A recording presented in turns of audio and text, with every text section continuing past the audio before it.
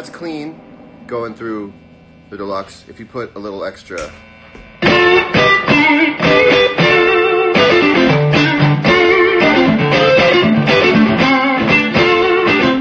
there's what we call the tubbiness, and I actually think that it beats the Fender stuff. By the way, let's say the word Fender. The first thing I want you to understand is that I embrace the Fender thing. I've seen people actually like kind of disregard the Fender thing where they should regard it. Like, I want to, as a customer, like at heart, I want to see people play the Silver Sky through a Fender amp because that's what makes the sound, you know?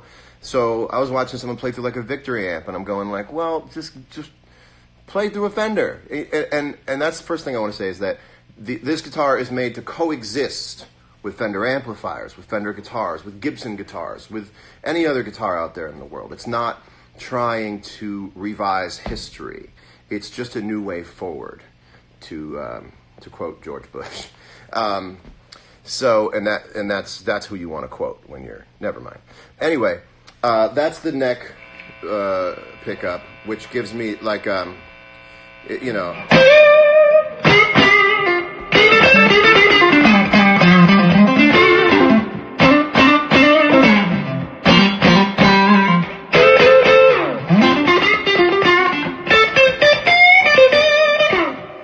What's really fun. The neck pickup has beautiful high end. So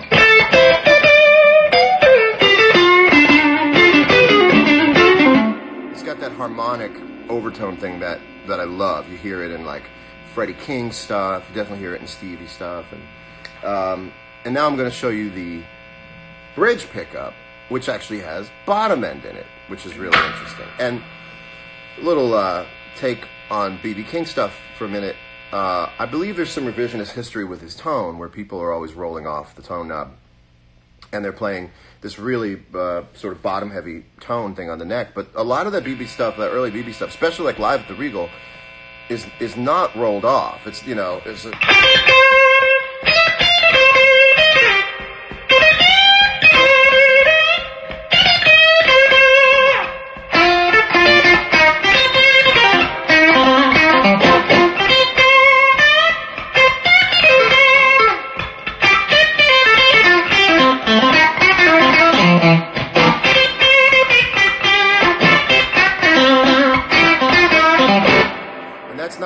I don't have a modded guitar.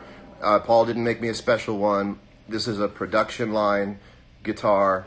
And the other thing I wanted to get to, because I heard myself say about the tone knob. So here's what I want to show you on the tone knob here. Most guitars, most Strats even, have this tone knob that sort of only really has like 3 settings. You could also just put it on a clicker. You know, it's kind of wide open, rolled off, and then like unusably dark, you know. And these controls are really, really nuanced. This almost got a studio gear thing to it. So, for instance, I'll go back to the neck pickup. Now the 2 and the 4 are hum canceling. These, you're on your own. Also, guitar players know that the sound of 60 cycle hum is just like the sound of someone breathing. But, you know, when you're up, I'll stay on this first, it's quiet enough. When you're on 10, you get this extra treble kick. And when you turn down to 9, you lose a little high end. But you can stay at 10. I don't know if you can hear that on the phone, but if you go down to 7, that's a usable tone. So I'll play.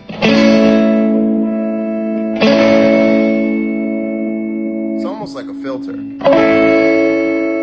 So the other thing is that on my old Strat, when I would get one, I would turn the tone knobs down to 5, because from 5 to 10 had a frequency in there that just I wasn't a fan of.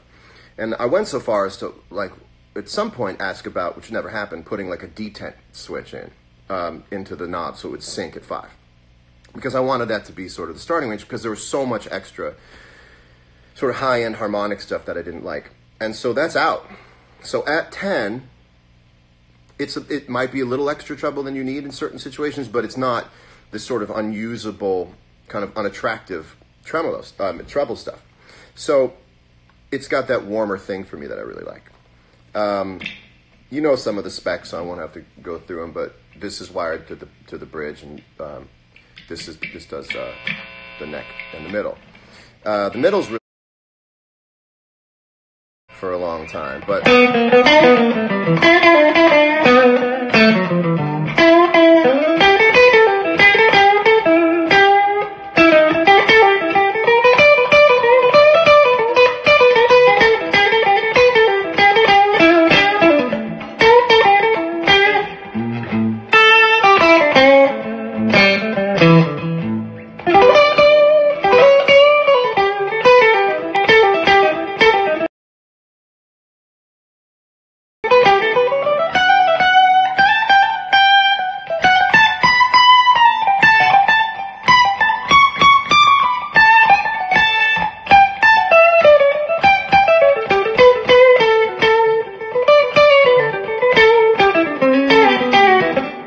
Krasno, that's right. It's kind of that Jerry thing, you know.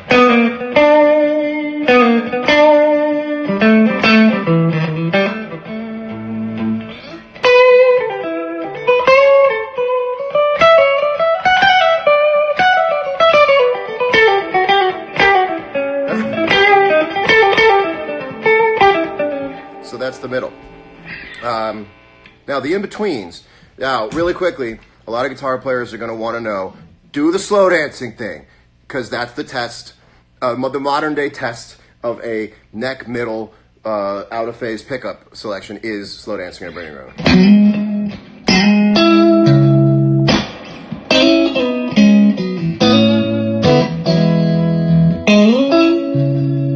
There you go.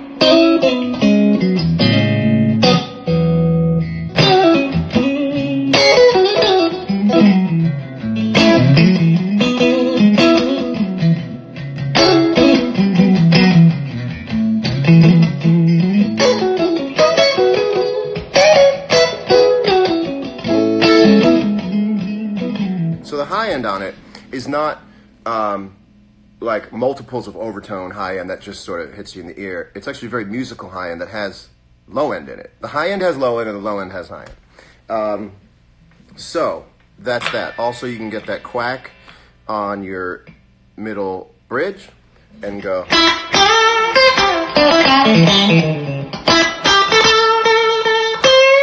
Let's take up. You know, it's got that.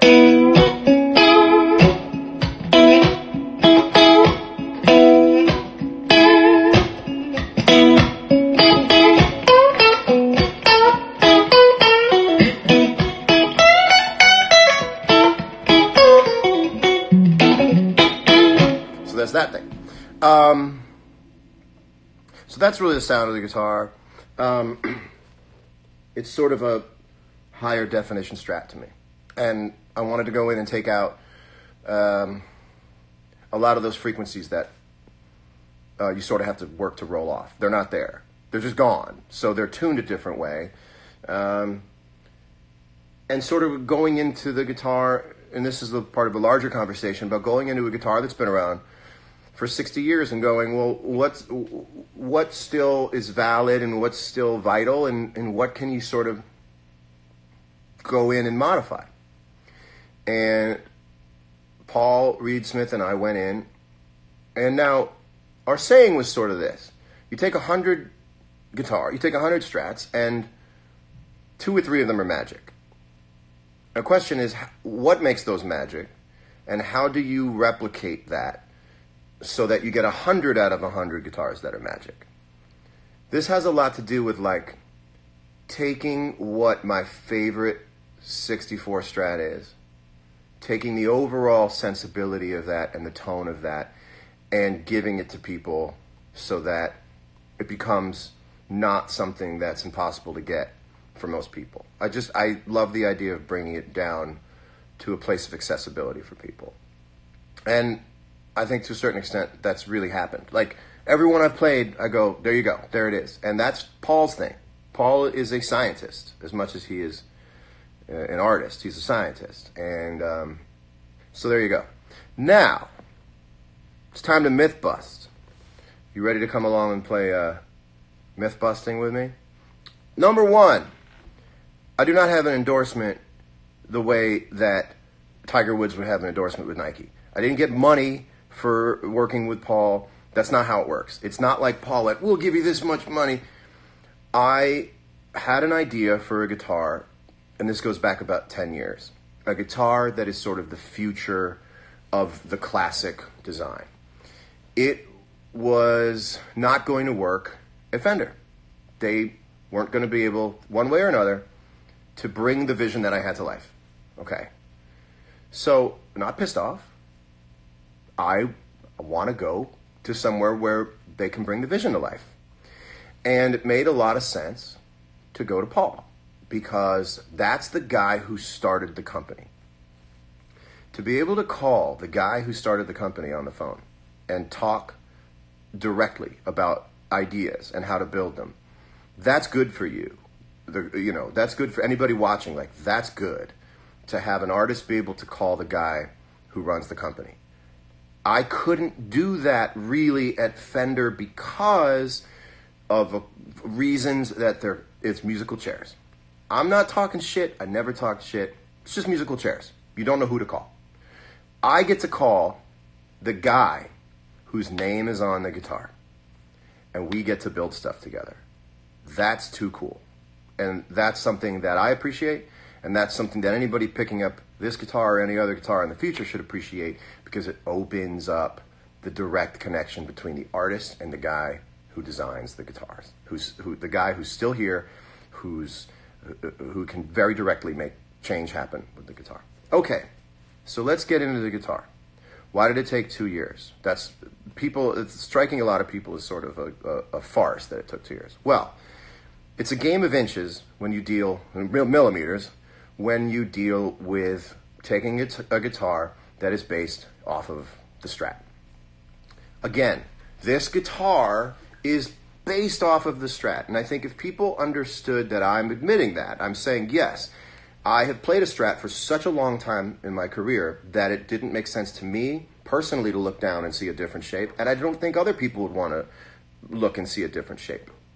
So here's the 3 places that you have to sort of stick in between. You want to remain classic to a design that's almost synonymous with electric guitar. You want to innovate in a certain way so that you see something new. And you also want to respect the language of design that PRS guitars have. So everything has to balance. This is all a game of balance. It's 2 years because of balance. So let's go into why you have to balance this stuff. Well, I didn't just go to Paul and say, I have this idea, make it for me or I'll go somewhere else. It was so much discussion. Guitar players know that you've got to lean your guitar up against the couch or the bed and be able to look at it from across the room and go, yeah, all right. There's a confluence of design that makes something, when every detail is right, you look at it and it becomes one thing. It's not just 6 tuners and 6 machine heads and 1 nut and 21 frets. It becomes one really great thing. Cars have it, art has it, certain Apple products, Leica cameras, you look at it and they become sort of objects of sort of visual kind of lust, So that was the thing, is we have to get the sound to sound the right way, the feel to be the right way, and you got to turn around after you put it in the stand and go, there we go. Okay, so is it a Strat with a PRS headstock?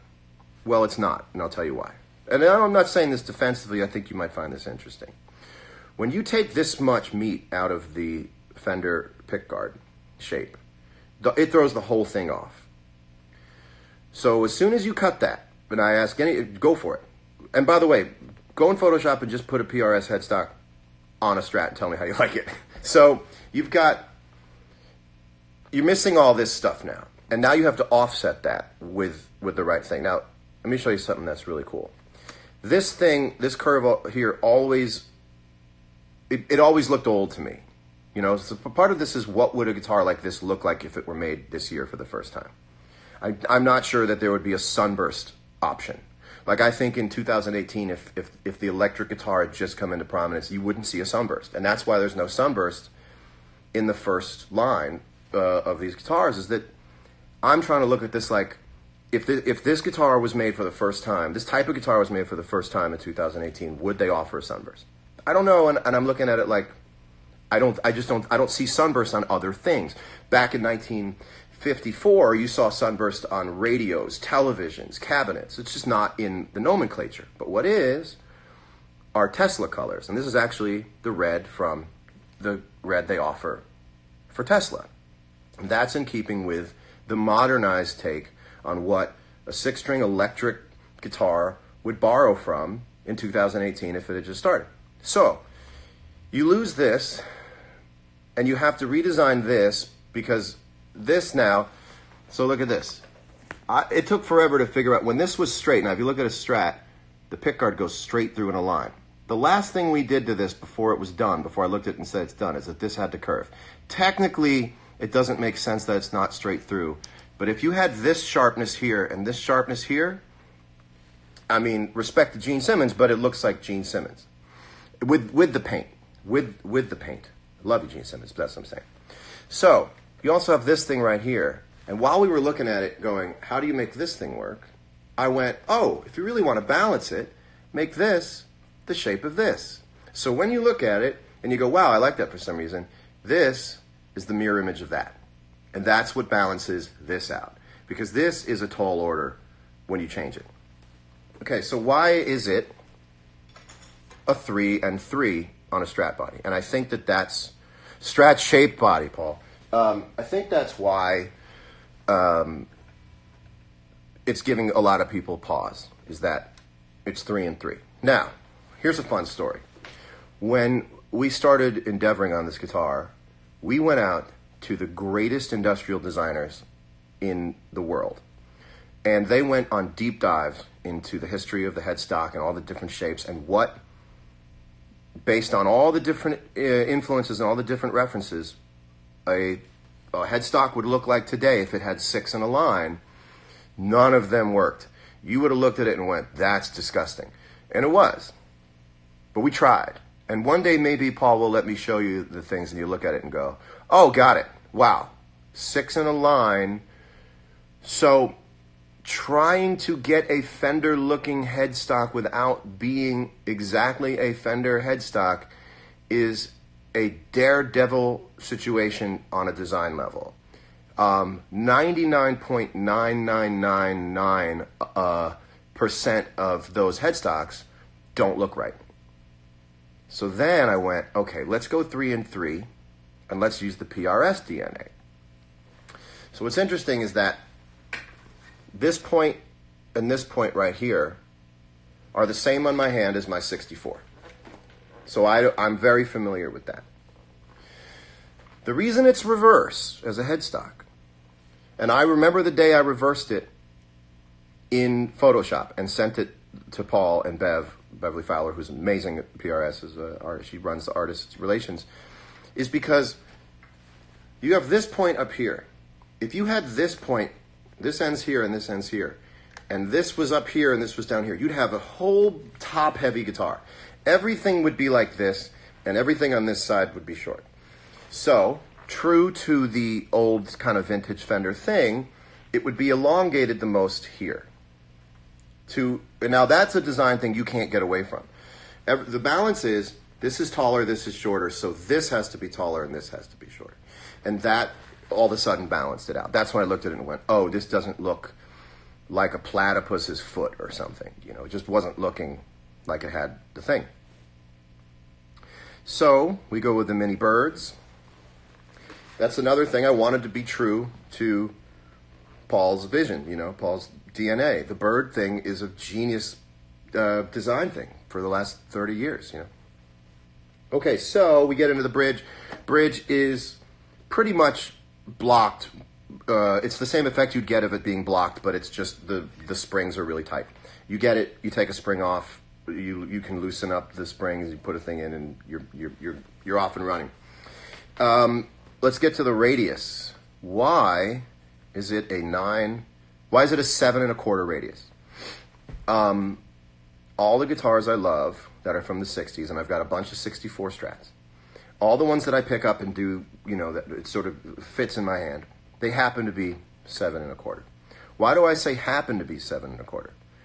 Because I have never thought about neck radius. I believe most guitar players don't think about neck radius when they're playing. Neck radius is kind of a very hardcore, empirical, mathematical take on the shape of a neck. I don't know any guitar players that I run with who talk about neck radius, who look at a guitar and go, and I don't even know whether you guys ever say, like, looking for a guitar, I want something that's got really hot output and it's got to have a 9.5 radius. It's not in the discussion. Where you do talk about a radius is you play a guitar you like and you go, what's the neck radius on that? Because I'm just not sure that anybody could tell from playing it. I know that I couldn't. I played a long time. If you put something in my hand and I played it and I went, what is that? Is that a 9.5? You'd be like, it's a 12. I'd be like, oh, son of a gun, because there's so many other elements to it. And in this case, the frets are done so well that it really knocks out a certain portion of the conversation of, oh no, you're not going to be able to bend strings on it. So if you feel like you have a preference for a radius, I get it. If you go, look, whenever I pick up a guitar and I love it, it's a 7 1/4. Or you go, I can't get down with 7 1/4 personally because I play it and I get it. But the idea of just sort of adopting a point of view because it's a thing. You go, yeah, 7 1/4, that's for chording, and 9.5, that's for soloing. You see the same thing in like photography. Photography and guitars are very similar, right? Because you can get into the material aspect of it, or you can you can get into the sort of metaphysical aspect of how you use it and what you're using it for. And you'll hear people say in photography circles, oh, 50 millimeter, that's for portrait. 35 millimeter, that's for like journalism. I have taken great portraits on a 35 millimeter. And I have taken awesome shots of landscape on a 50 millimeter lens. So it's just not true. I hate to say it this way, but it's just not true. The idea that 7 1/4 is for chording and 9.5 is for soloing. It's just not true. I picked up guitars that I loved, and they were 12. Okay, picked up guitars I loved, and they were compound neck radius. So that's how I feel about the radius issue. When the frets are done right,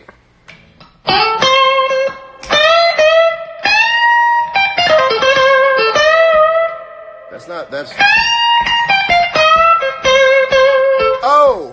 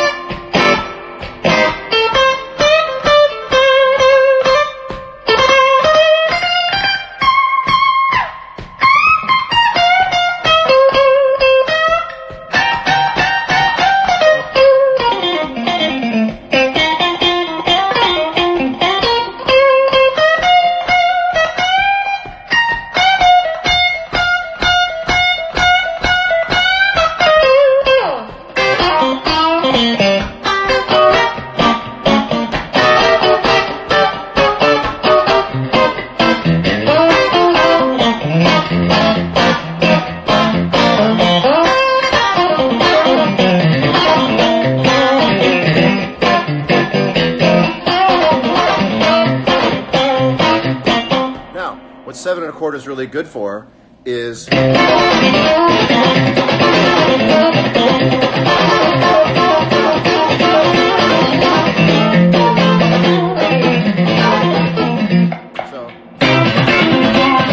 no, that's got a little too much high end, so